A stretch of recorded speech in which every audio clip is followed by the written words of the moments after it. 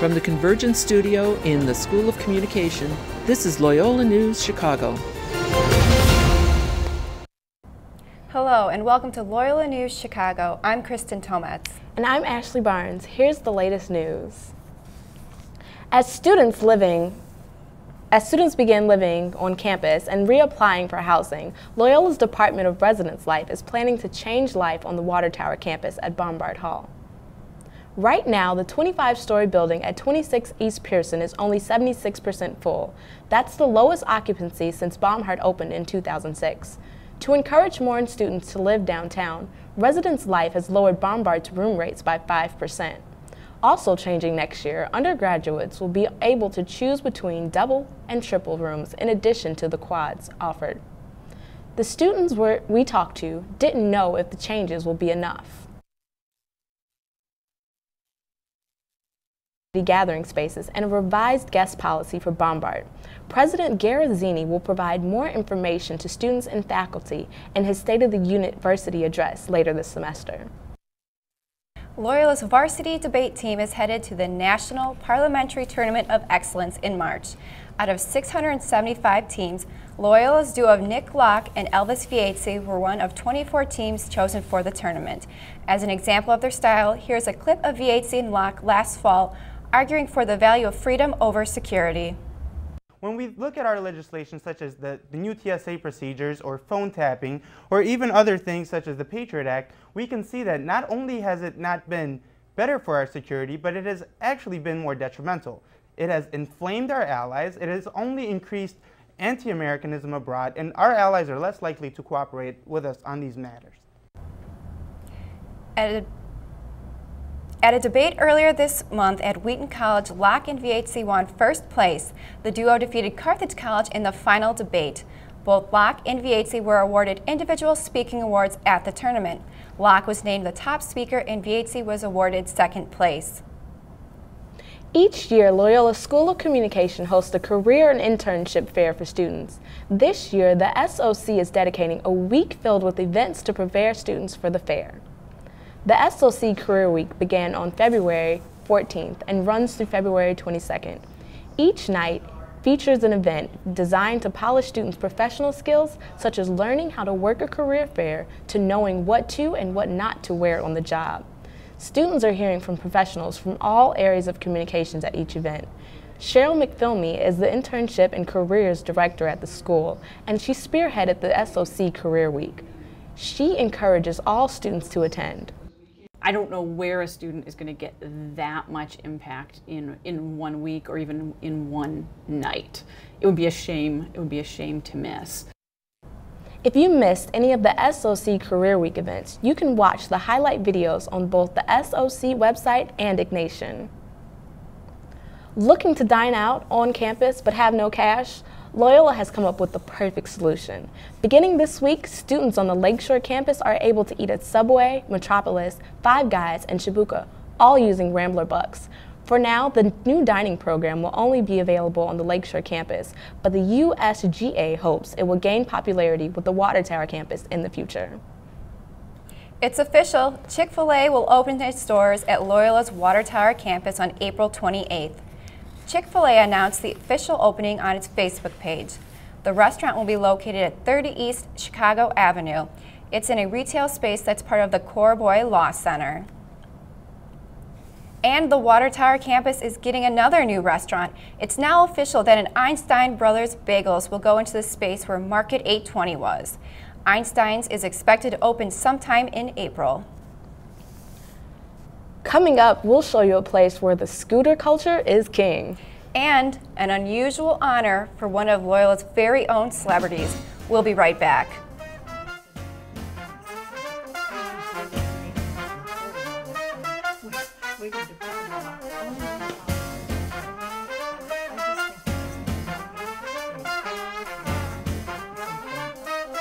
Yo, check out this chef, right? Right? That's so gay. That's really gay. Dude, look at those pants. Please don't say that. What? Don't say that something is gay when you mean that something is dumb or stupid. It's insulting. It's like if I thought this pepper shaker was stupid and I said, man, this pepper shaker is so 16-year-old boy with a cheesy mustache. Just saying. When you say that's so gay, do you realize what you say? Knock it off. I got no pulse, so losing. Sergeant, he's in B-Fit. Shocking. Tries it real all the time. Just had a few drinks. Just can't be happening. Are we clear? Clear. We're just buzzed. Just buzzed? You didn't tell us that, sir. You're right, this isn't happening. He'll be fine. I feel good. Really? No, not really. Buzz driving. Clear. Maybe we should stop acting like it's no big deal. Shocking. Welcome back to Loyola News Chicago. Chicago is a shrinking city, but the surrounding areas are growing. New census figures just released show the city lost more than 2,000 residents in the past 10 years. That's a decline of almost 7%. Chicago's population is now made up of 29% Hispanics, 32% whites, and 33% blacks. As for several suburbs, their populations continue to grow and have become a more affordable area for Chicagoans to move. While all the collar counties saw population gains, the largest growth was the city of Plainfield with a 204% increase. If the decline in the city's population continues, it could cost Chicago hundreds of millions in federal funds that are given out based on population counts. The city of Chicago is a place rich in African American history, dating back to Jean-Baptiste Dupont de Sable's trading activities in the 1780s and the great migrations of many African Americans in the early to mid 1900s. I went out to see just what Loyola and the city itself has going on in celebration of Black History Month. With the rich history Chicago offers, it seems only right that Chicago and Loyola will be bustling with events during Black History Month.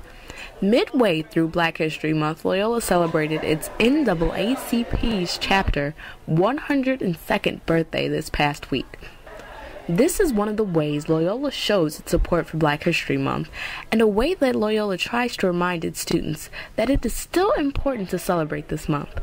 Benjamin Harris, with Loyola's Multicultural Affairs, says that Loyola has a wide range of different events during the month. We try to focus on social, educational, and some kind of celebratory events. So we try to have a balance of what we have going on. This is one way that Loyola is using Black History Month to jumpstart and stress the important Black history for not just 28 days, but all year long. Harris says that this is severely important because students nowadays may not have that foundation in Black history. So that's really important that students still kind of have an understanding of that, because if you don't know your history, it's hard to know where you're going, or if you don't know where you came from, how do you know what's ahead of you? In order to help this issue, the DuSable Museum is offering free passes through many partners for this month, and the Museum of Science and Industry has its Black Creativity 2011. This year's theme is the fundamental principles of energy and how they relate to our everyday lives. Both museums are open year-long but have special events this month. These museums, like Loyola, are using Black History Month as a way to remind people that it is more than a 28-day event. It is a lifelong and year-long remembrance of Black history. There are many more events planned and coming up to celebrate and educate about Black History Month, including a poetry jam, Black Scientists Symposium, and also an African Art Festival. For more information about Black History Month's event at Loyola, visit luc.edu. Brittany Arnold is here with sports. Thank you, Kristen. Waiting for the shuttle at the Water Tower campus, you've probably seen Sister Jean Schmidt chatting with students. But what you may not know is she has been with Loyola for nearly 50 years. A recent men's basketball game honored her service in a unique way. Rambler fans packed the Gentile Center on Thursday night to watch the men's basketball team take on Milwaukee. But that wasn't the only reason students came out in the frigid cold. A tribute to the men's basketball chaplain, Sister Jean, was taking place that very same night. She was being honored for nearly 50 years of dedication to both Mundelein and Loyola with her very own bobblehead. I think the students really like it, I walked around Gentile with the first one they gave me, and they said, "Oh, we have to come, we have to come." And I said, "Oh, just fine." They said tonight they were coming at 6. I said, "That would be foolish standing out in the cold all that time, waiting to pick up a bobble." "Oh, we want a bobblehead," they said. I just think because they know me, they just want something to take with them when they graduate, and that's fine with me. And Sister Jean could not have been more right. Students piled in throughout the night to collect their priceless memorabilia as a keepsake. They showed appreciation for the hard work and dedication Sister Jean has given by coming out for the event. I think she's well deserving of this award and this bobblehead night. As the basketball ambassador for both men's and women's basketball teams, I think she's more than deserving for this. It's me, obviously, honestly, a great keepsake for me when I graduate this May. I love Sister Jean. I feel like she's well deserving for her to get this because she puts a lot of effort into us as well as the school, and she's just a great lady. I mean, I think it's a great thing for people who don't really know her to come out and get to know her. While Sister Jean is seen as both a mentor and icon here at Loyola, some may now consider her to be a celebrity too. Oscars are given to movie stars, and other people get Emmys, and he said, "Sister Jean, you're getting a bobblehead. Now you really made it." Sister Jean will celebrate her 50th year anniversary with Loyola this coming August. She continues to attend all Loyola home games and is still the Ramblers' #1 fan. The men's basketball team is 1-1 from its last 2 games, and the season is winding down this week. The men will be wrapping up with UIC on Wednesday night and St. Peter's on Saturday afternoon. The Ramblers are 14-12 right now and are getting ready for the Horizon League tournament, starting March 1st. The women's softball team is starting off its season on a promising note. The women made it to the championship game at the Best Western Marina Grand Invitational in Texas over the weekend. In the final game, they lost to Texas A&M Corpus Christi. They'll start the Rebel Game series over spring break in Orlando, Florida, where they'll play 10 games in 5 days. The men's soccer team recently made new adjustments to the roster. The team signed 4 new players with national letters of intent. The players are coming from Wisconsin, Illinois, and Missouri to join the fall 2011 roster. But with this gain, the team is losing 6 starters to graduation. The team finished the season with a record of 5 wins, 11 losses, and 2 ties. That's it for sports. Thanks, Brittany. That Sister Jean sure is a doll. No. What did you do over fall break? Professor John Goheen traveled to Vietnam where he filmed the scooter culture in Hanoi. His video just won the Best of Festival Award in national competition for the Broadcast Education Association. Here's a clip from Professor Goheen's winning entry. When I first arrived, it was a case of run, but you realize that, you know, the slower you walk, the more calm you are. It's almost a case of closing your eyes and heading across the road, and they go around you. It's quite unnerving, though. It goes against all the natural instincts that you've got as a human, I think. No one ever seems to quite collide and avoid each other at the last minute, but it's just a very unnerving experience. But after a few times of crossing the road, you very quickly get used to it, I think, and you know, ultimately you've just got to trust that they're going to avoid you because you're not going to avoid them. Also honored was faculty member Bryn Ortega Murphy for her documentary on nuns. Student Hannah Bands won 3rd place out of 90 entries for script writing. What is Chicago? That was the question that stumped the supercomputer Watson on the Man vs. Machine competition on Jeopardy! The final Jeopardy answer was its largest airport is named for a World War II hero, its 2nd largest for a World War II battle. Both human competitors Ken Jennings and Brad Rutter knew the correct answer was Chicago. So I guess that asks the question, are you really smarter than a computer? Sometimes you may be.